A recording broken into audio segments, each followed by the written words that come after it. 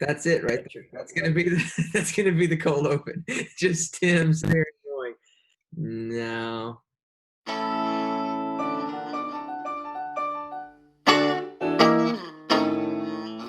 Dang it. Welcome to the Blake and Devin Podcast. We are glad you're here, and we're excited about our show today with our special guest, Tim Sperduto. And Tim, you can give us a wave. Say hi, everybody. We're excited to have him on the show, pastoring out there in the tornado country.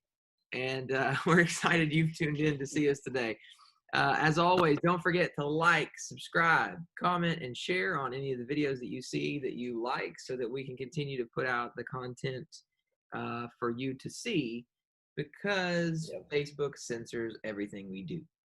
So you, the people, must rise up in order for us to be able to move forward with our podcast, because otherwise we are literally put away from your site. So comment, like, subscribe, share it. Anything you do that interacts with our post will continue to help sort of perpetuate the content. So thanks for being here. Thanks for watching again. Let's start out today. Well, first of all, you guys doing okay? We were off last week. So Blake, you good? Yeah, back in the swing of things. I think both of us were pretty busy last week, and absolutely swamped. Press tours and media interviews and autograph signings. It's just the podcast exploding. It's just like, golly. Celebrity life is tough, guys. It's right. All right. Well, let's share some memes with you today. Share my screen here. Meme of the week. 12 years late. This is we practiced this. All right. First meme. Fencing, the perfect COVID-19 sport. Mask, gloves. If anybody gets closer than 6 feet to you, you stab them. That is beautiful. I love it so much. I think that's where we're headed. That's the next stage in this whole thing. That's right. It's just to get stabbed if anybody gets close to you. I only have a 99.98% chance of survival if you get any closer. Okay. Next meme. When you go to click the next episode and you realize you just finished the series. Been there. Yeah. That's right. Been there. That's exactly the face, too. That's exactly the face. I love it. Next one. I feel like some of you should thank me for the stuff I don't post. That's definitely mine. Everybody knows I'm the one that's going to say the crazy stuff and the stupid stuff that people are like, oh, Devin. So I really am just trying to gather some thank yous at this point. I'm like, y'all know what I could be doing out there. You should definitely go to Devin's Facebook page right now. Thank you. Thank you. Yeah. Anybody who knows me knows this is legit. Yeah. Okay. This day in history, July 18th, 2020. On a roll with the dates. Thank you, sir. I do what I do. All right. Okay, so I just got a couple things for this day in history. First off, this day in history, Nelson Mandela was born on this day in history. Okay. Spent 27 years of his life in jail. So not that much. Nah, not that much. And then became leader of his country. Guy's impressive. Yes, absolutely. He really is, yeah. So. Yeah. That was a joke for all the Nazis out there watching the show, accusing me of stuff. It was a joke. I get it. I'm very impressed with Nelson Mandela. He is a tremendous, tremendous figure in modern history, really. So today, July 18th, his birthday. Also, FDR won his election for his unprecedented third term. No other president in U.S. history has served more than 2 terms, and he actually served 4 terms. Wasn't able. He passed away in office in his 4th term. So there's some history. He was president so long he died in office. Yeah. Wow. Of course, we all know his illnesses, but yeah. I didn't know he served 4 terms for sure. Yeah. Not consecutive, of course, but not consecutive. No,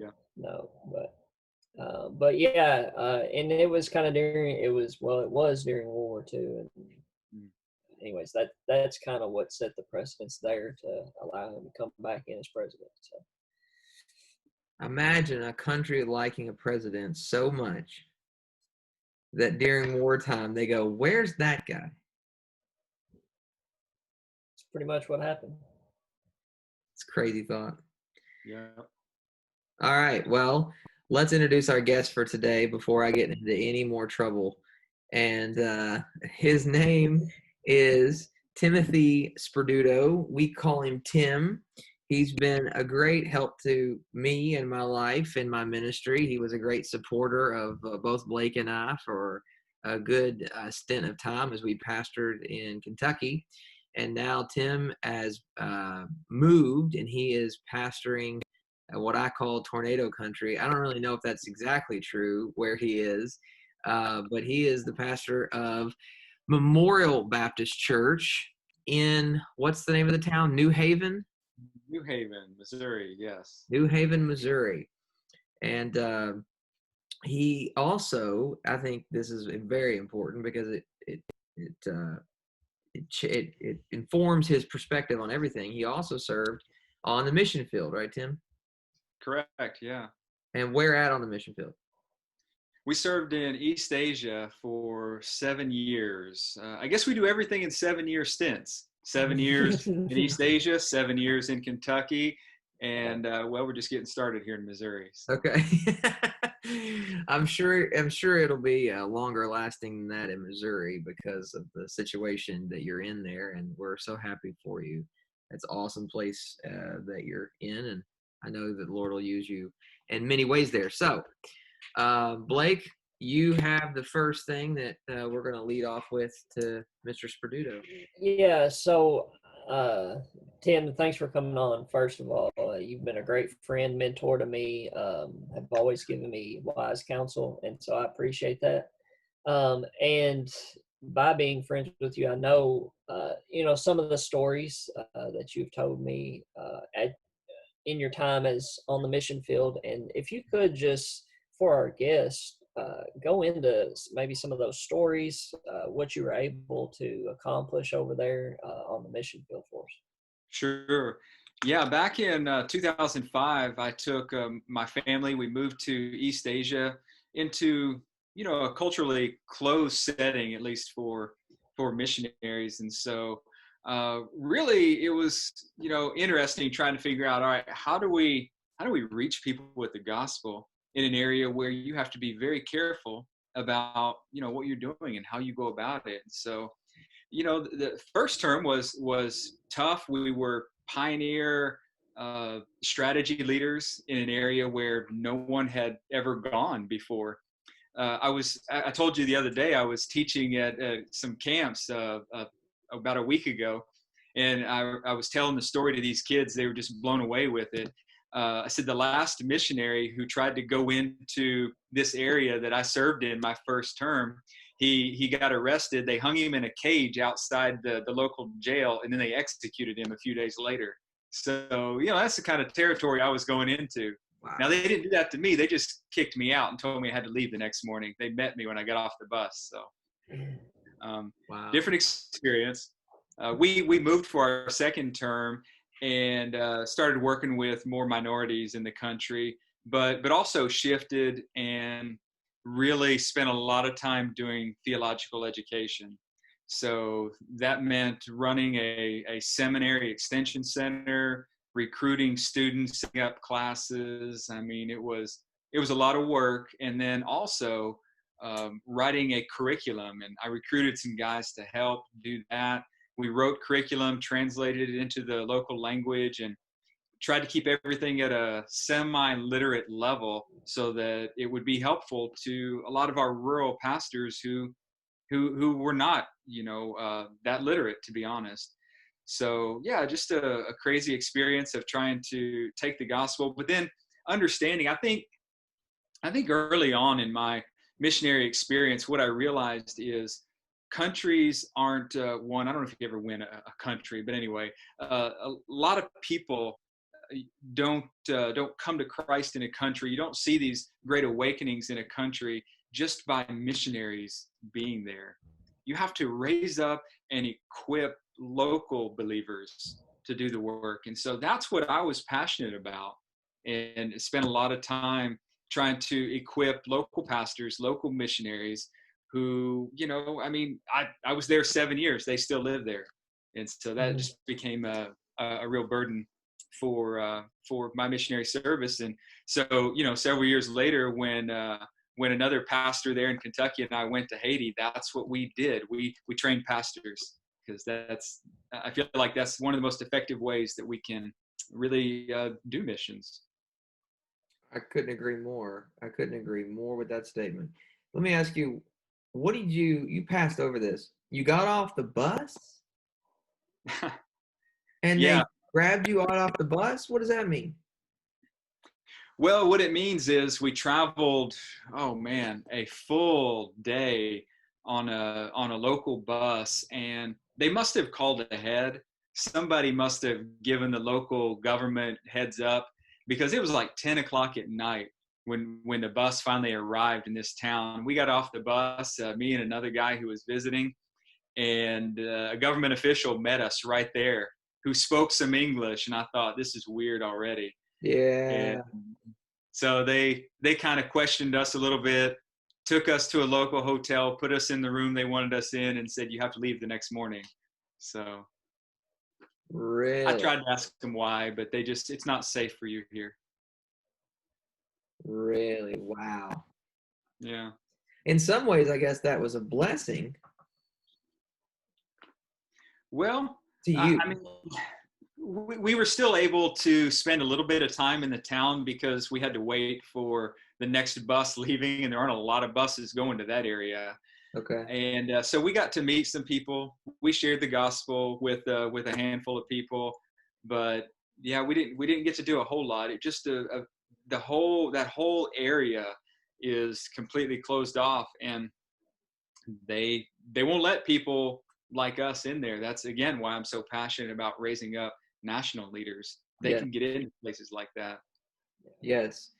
The mission organization that I travel with, called Catalyst Missions, has the same thought about training up local leaders and making them independent of any activity from the churches in America or in the West in general, just making them independent. And that's on all, in Africa and in Asia and in South America, in Europe, and all the different continents and locations that they're in. They try to train leaders that will make disciples instead of trying to make disciples dependent upon our resources and things like that. I think that's a great missional strategy. But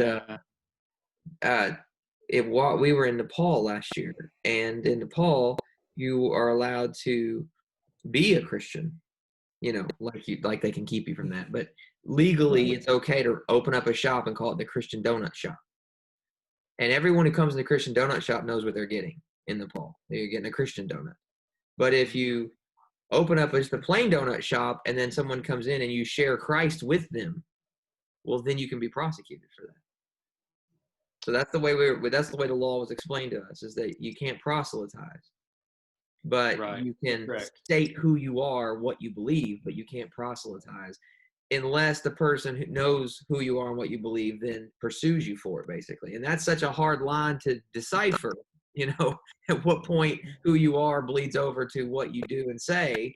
I mean, that's very difficult to sort of, out of the overflow of the heart, the mouth speaks. So what would the laws in your part of Asia, how do they dictate what you can do? You said it's a closed country. Is there no Christianity, period? So there is Christianity there, but it's very much regulated by the government, and any proselytizing that is done has to be done inside buildings that are sanctioned for the purposes of that religion, and no one under the age of 18.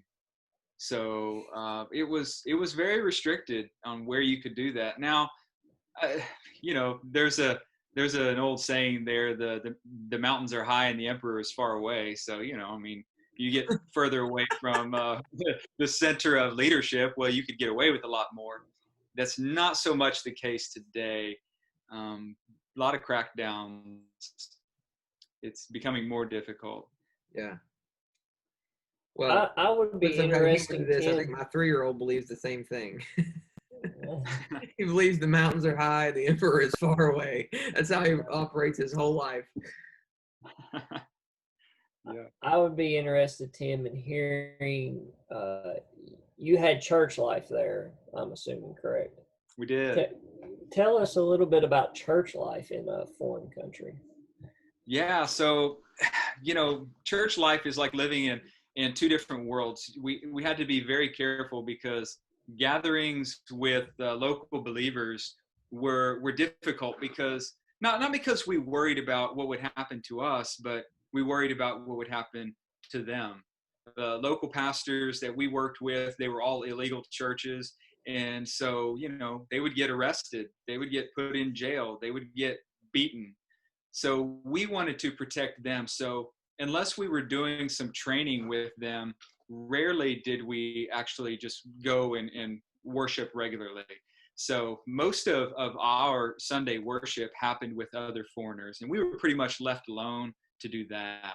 So we would gather in different people's homes each Sunday, about, 30, 40 of us, and do that. But when it came to meeting with nationals, foreigners with nationals, you had to be really careful. It wasn't you that was telling me you had to be very careful of your cell phone, that the government was listening in, that you would. We did. Yeah, that was always story. assumed.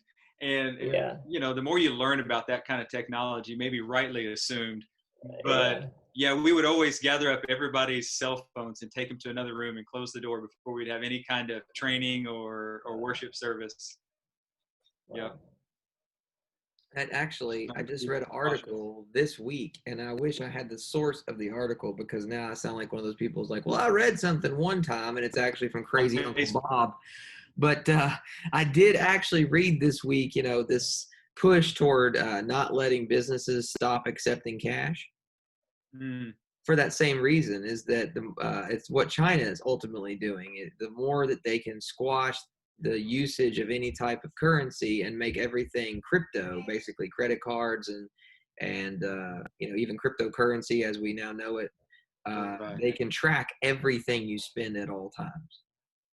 Right. So are you saying that last little incident on Twitter with the blue check mark people with the cryptocurrency thing, that was China? I'm not saying anything, but you know what I'm saying.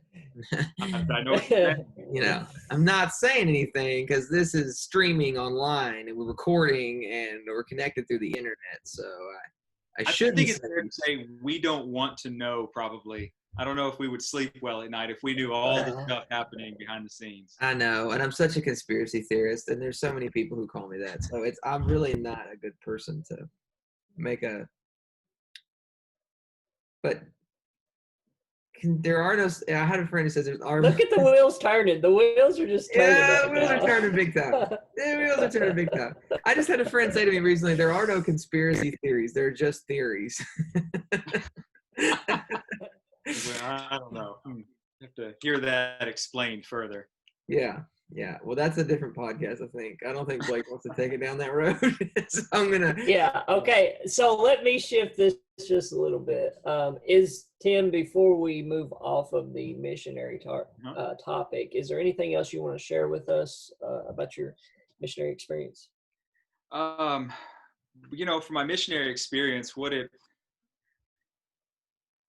just kind of reminds me of, even as a pastor in a local church, or those of us who serve as pastors, those of us who are Christians in local churches, we ought to be encouraging, praying for, and being expecting that God is going to raise up and call out more missionaries, and we need to equip them, because I just saw the other day, you know, the IMB is hoping for 500 more missionaries within like the next year or two, and we have a desperate need for the gospel to go forth. And there are days when I still feel guilty. I believe I'm confident in where the Lord has me and why He has me here and what He's doing through me, but there are days when I think, man, why did you give it up? Why did you quit? As if people didn't need the gospel, you know? And so yeah, there are those struggles. We definitely need more missionaries. Amen. Good. True. Yeah, absolutely. Now I want to shift gears just a little bit here, and I want to talk about, you were pastor in Kentucky, and you have now shifted to Missouri to pastor there at Memorial Baptist, but you did so in this COVID-19 Yes, brilliant escapade. So yeah, talk to us a little bit, because I'm interested. Honestly, I haven't heard this story at all, so I'm interested in seeing how that transition worked, how you kind of completely uncharted territory right there, how you navigated those waters. Yeah, it was pretty wild. You know, everything was going smoothly, and we came out to Missouri in view of a call. I preached. I met, the church, and then we went back to Kentucky. And the next week, churches are closing down, and so I began wondering, well, what's this going to look like? Because it was going to be like 3 weeks before we moved. And so I'm in constant communication with the other pastors here at this church, and asking, am I still good? Are people still planning to come and help us move? And that was just a kind of this moving target where we're like, well, we don't know. Well, these people are not coming. Well, so it ended up, working out, although it was very stressful trying to figure it out. I actually met with some of the deacons at my former church in Kentucky, and I said, guys, what happens if I can't move when I said I'm going to move? What happens if it's months later, you know? I guess that's the true test of how they feel about you. Yeah. Sorry, we've already rented out your place, but That's right. Yeah. no, but they were very gracious. They're like, well, you can stay as long as you need to, you know, keep preaching as long as you want to. So they were good, but it turned out we were able to move. Strangely, though, the day we moved, we left the state. That was the day that the governor of Kentucky closed down interstate travel, and I thought, wow, this is interesting times that we live in. Yeah. So to be honest, the most difficult part of the whole transition was meeting all these people, and then a few weeks later coming to this church where all of a sudden all we're doing is meeting online. And I'm trying to shepherd the flock, and I don't even know the flock. I couldn't pick most of them out of a lineup. And that is really difficult to do when you can't get to know them. Because, I mean, the thing is, we all know this, pastoral ministry is not mere preaching ministry. I get it that there are guys out there who are merely preaching pastors, but that's not my calling. That's not the situation here. Blake, that's not your situation. No. We minister to real people. I don't think you could even preach effectively when you don't know the people that you're preaching to and know them intimately, you know, as much as you can. So for probably a month and a half, this was the biggest challenge. I mean, I would talk to some people on the phone. I was calling to check in, especially with our senior adults, but I didn't know them. Yeah. So it was a difficult transition for that reason. How many weeks did you do the online services versus the in-person? So I'm thinking it was about 6 weeks that we did online services. We were doing Sunday morning, Sunday night, Wednesday night services, all just recording. And it was really just a mess. I mean, it went well. We got it all done, but I didn't like recording things in advance because our internet at the time wasn't really effective. We've gotten switched over, but yeah, it was. Yeah, a lot of churches have had to come up to the 21st century now, haven't they?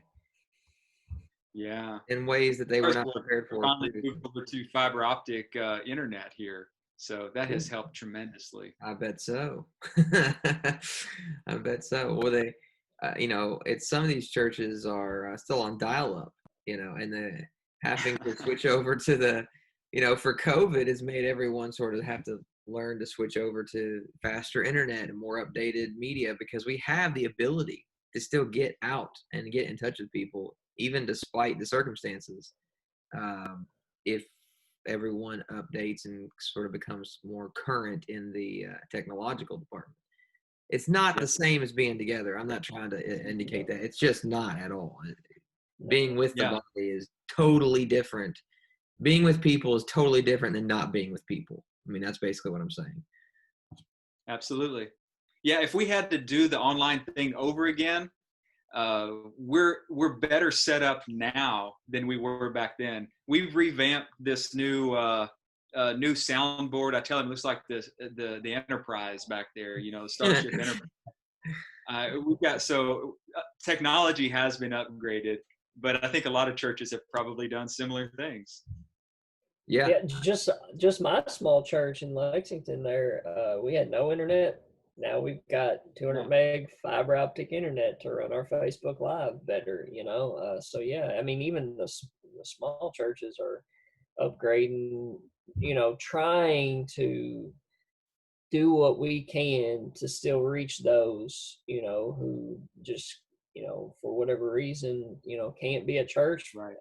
And also for the regulations, so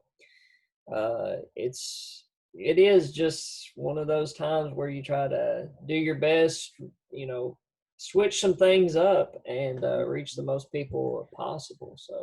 So where are you at now? Are you at 50%? What's the governor in your state say, or what are you all doing? So we're encouraged to do social distancing, but we really don't have any restrictions in our state. It's a very different experience here. So, we're praying really hard and we're trying to be as clean as we can, really not doing some of the hands-on stuff that we used to, not as much handshaking and things, thinking about more safer ways to do the Lord's Supper. But I would say we are, we're over 80% of where we were. And that's pushing it. We have 2 services as it is, and it's pushing it, trying to allow people to do any kind of spacing it out and keeping them all contained in those 2 services. Wow, that's awesome. Speaking of 2 services, I want to know also, Tim, now that you made this transition from Dalesburg to Memorial, talk about the difference, because I know there's a size difference. Talk about the differences there between churches and some of the new stuff you've had to do. Yeah. So I made a transition to a church that is about twice the size. And, that there are challenges there because trying to be personable, trying to get to know people now, that task has multiplied, obviously, and especially in the time of COVID, that it's a particular challenge to get to know people well. But also in a situation where we have multiple services out of necessity, we're just to that point. It's a challenge because you move from kind of one service to another. We have Sunday school in between, but you're always moving, and it leaves you less opportunity to get to know people maybe in that first service as well, because they're gone, you're moving on to another service. But I've never been a real big fan of having multiple services in the church, because I think what you end up with is 2 different churches. Mm-hmm. Now, we do everything the same in both services, and that helps a little bit, but still we have our 8 o'clock folks and we have our 10:40 folks. and some of them really don't know anybody who is in that other service. Yeah. So, I don't know. I don't know where we go from there. I just know facility wise, this is where we're at. Yeah. What you have to deal with. Well, you definitely run that risk for sure. Mm-hmm. Yeah. It seems like the only answer is always, a campus that can hold them all, right? I mean, ultimately, that's always where it leads, is that you get to a point where you can have everybody in the same room. That's the goal, at least. Even if it's really far out in the future, that's always the goal, is to get everybody together.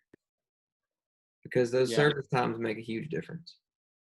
Yeah, exactly. And that's where you have to really kind of look out into the future and kind of vision, all right, where are we going?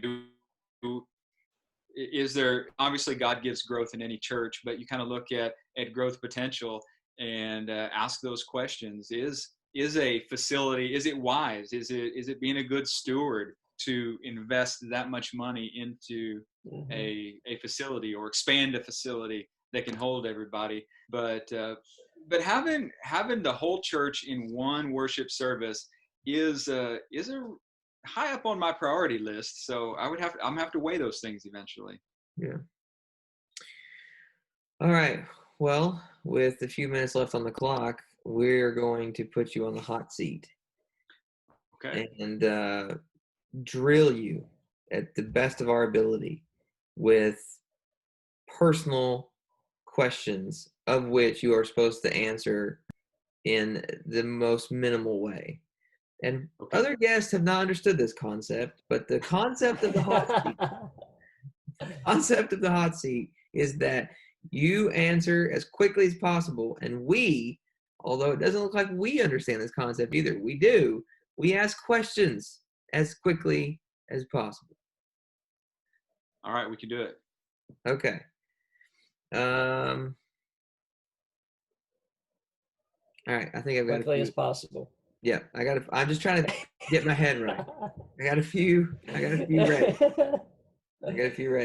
I'm tired of asking people what their favorite color is. It's embarrassing at this point. Nobody cares. Okay, you ready? Yep. Okay, let's do it in 5 seconds. 4, 3, 2, 1. Hot seat, go. Tim, how many different countries have you lived in? Good grief, that's not a quick answer question. I'm going to say a dozen. A dozen? A dozen countries. Countries. Wow. What is your hobby or your favorite hobby? The thing you do for fun? Sports and reading. I spend a lot of time running, but that's really just, out of practical necessity, not because I exercise. Yeah. What's your favorite sport? Baseball or football? I don't know. Equal. Okay. And who's your college team? Oh, that's embarrassing. I'm going to say the Arkansas Razorbacks. Yeah, definitely embarrassing. Yeah, they just keep me humble. Go, Blake. Your favorite sports athlete? Oh, man. I'll just say Carson Wentz right now, the quarterback of the Philadelphia Eagles. Okay. Gotcha. We didn't ask you about your family, so tell us quickly, you're married and have how many kids and what are their ages? I'm married. I have 4 children. I've been married 20 years. Let's see, 4 kids. One is 18 in college. One is a senior in high school, 9th grader, 7th grader. There you go. Okay. Blake? 3 girls and a boy. What is your favorite thing to do in your hometown of Philly? My favorite thing to do in my hometown of Philly. Oh, in Philly? Eat cheesesteaks. That's easy. Eat cheesesteaks. Okay. That is such a typical answer. Okay. This is sort of a final question for you from me, but I want to know, would you rather chop off, if you had to, chop off an arm or a leg? Oh, man. That arm. And left arm. Left arm. Okay. You're I don't know. right-handed. I think if you lose a leg, you lose mobility. I can still get around without an arm, maybe. Okay. All right. That's actually a sufficient answer. I'm satisfied. You got one last one, Blake? We're past time. Oh, I thought that was the last. It was technically. You can ask one last one if you want to know something. Okay. Favorite life story, Tim? Favorite life story? That's a broad question. Yeah. Well, you tricked me with the in question. I don't know. I like telling stories of missions experiences. So, yeah, I have some wild stories there, and some great protection and providence from the Lord, through all that as well. Give us one as we end here. Can you think of one that sticks out that you love the most or something? Yeah, I always think of traveling back into my host country years ago, and I had all kinds of Bibles and gospel tracts and stuff with me, and we nobody had ever messed with us coming back in. And so this one trip, we're coming back in, and all of a sudden they decide they're going through all of our luggage piece by piece, taking everything out. And I thought, well, this is it. This is how it ends, right? This is how we go down.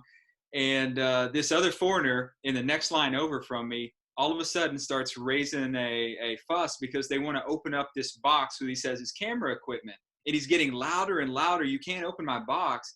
And all of a sudden, the guy going through my stuff gets distracted, and he's looking back. And before he can get down to, the stuff, he turns around and he says, just go, just take your stuff and go. And he walks over to deal with the other guy. So I was thankful for the irate foreigner in that moment. Rarely have I been thankful for irate foreigners. What a providence of God that was. Yeah, absolutely. Wow. Tim, thank you so much for being on the podcast today, man. We love you so much. Yeah, absolutely. Glad to catch up with you guys. Miss you all. Yeah, I need to come out there to Missouri so you and Rachel can cook some more Thai food for me. We'll do it. We'll do it. Have you guys out. I need you to come preach some Sunday. Bless our church. Loved it. Sounds good, man. All right. Don't forget to like the podcast, subscribe, and share it. We'll see you next week. Tim, thanks again, man. All right. Thanks, guys. All right.